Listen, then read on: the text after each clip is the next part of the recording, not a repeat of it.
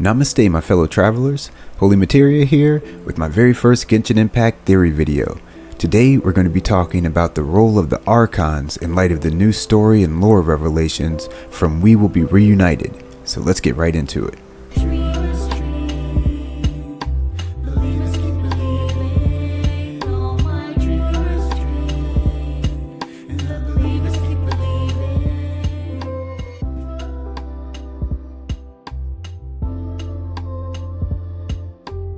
In Gnosticism, Archons are the builders of the physical universe.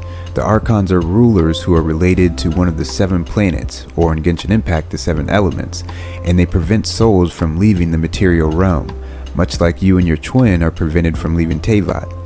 Archon is a Greek word meaning ruler that was frequently used as the title of a specific public office. The political connotations of the word in Gnosticism reflects the rejection of the governmental system as being flawed without chance of true salvation. In Gnosticism, the material world is created by a false god or demiurge and is considered to be evil. The Archons rule over this material realm within the kingdom of darkness and together make up the Prince of Darkness. Sound familiar? The word Gnostis is Greek for knowledge. In Gnosticism, it signifies a knowledge or insight into humanity's real nature as divine, leading to the deliverance of the divine spark within humanity from the constraints of earthly existence. This is the goal of every human, to directly know the true God by escaping the material realm of the demiurge. The Archon's role is to prevent this by keeping humanity trapped in ignorance. Genshin Impact borrows heavily from Gnosticism for its lore and story.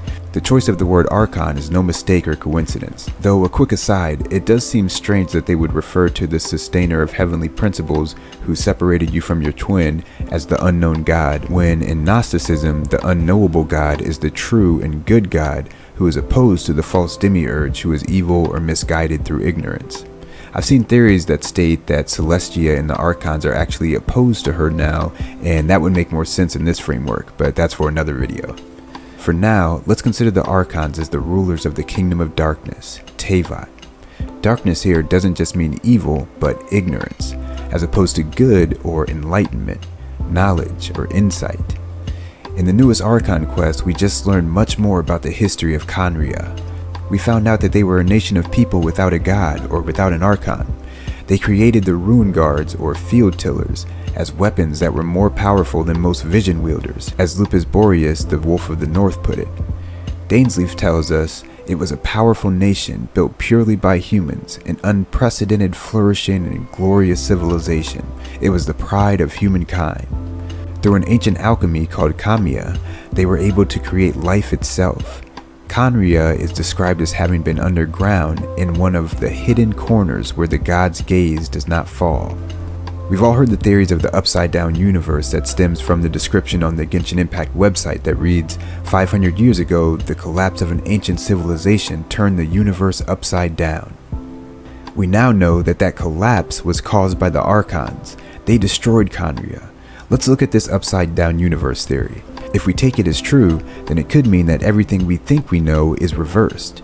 Teyvat seems like a flourishing land with benign Archons protecting their citizens. They bestow visions upon the most worthy of humans with the promise that they may one day ascend to Celestia.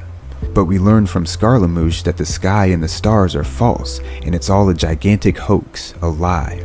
Teyvat is the kingdom of darkness, the kingdom of ignorance and lies.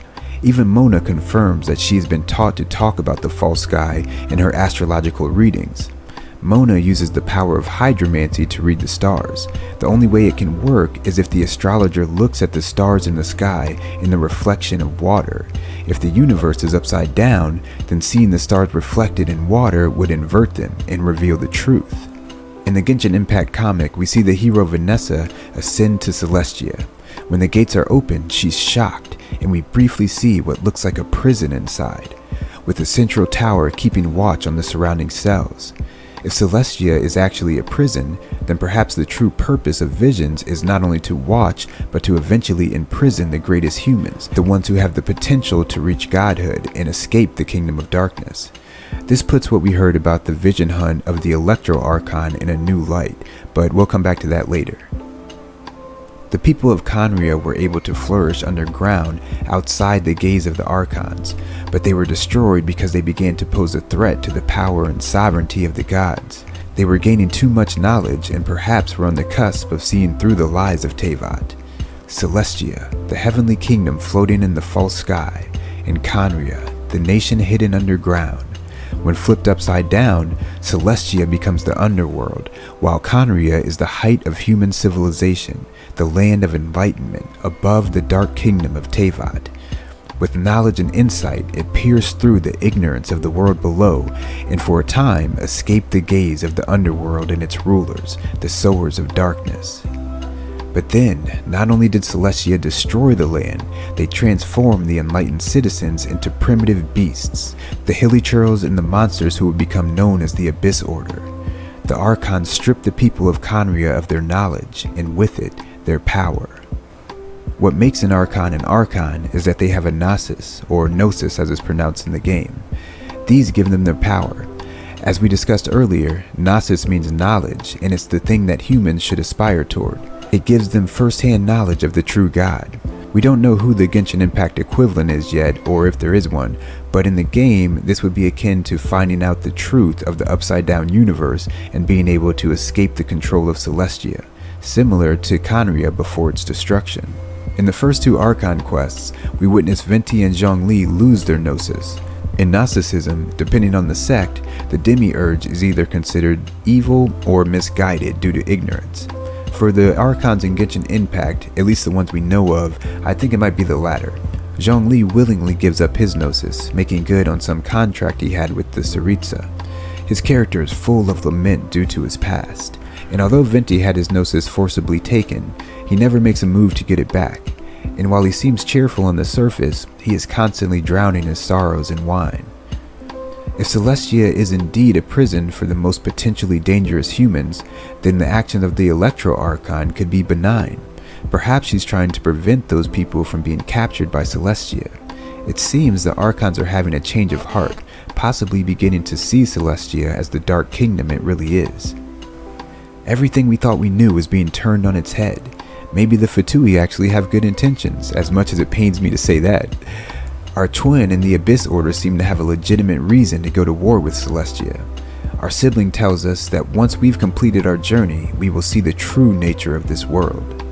Our twin doesn't waste any time trying to convince us. They seem confident that once we experience things ourselves, we will see as they do. Similar to Gnosticism, which places more importance on direct experience of the divine rather than having faith in the teachings of religious institutions. We are still in the dark, but once we gain that knowledge through experience, we can be truly reunited with our sibling.